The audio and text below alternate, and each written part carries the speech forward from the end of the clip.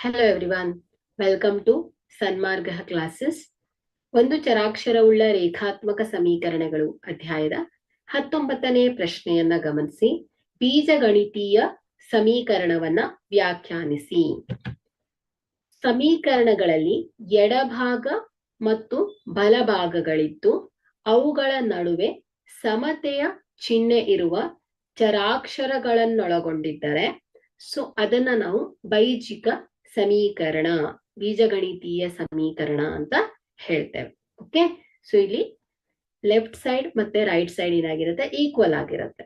So left side ಅಲ್ಲೂ ಬೀಜೋಕ್ತಿಗಳಿರುತ್ತೆ, right side ಕೂಡ ಬೀಜೋಕ್ತಿಗಳು ಇರುತ್ತೆ ಮಕ್ಕಳು. ಓಕೆ, ಸೊ ಇಲ್ಲಿ ಚರಾಕ್ಷರಗಳನ್ನ ಒಳಗೊಂಡಿದ್ದಾರೆ.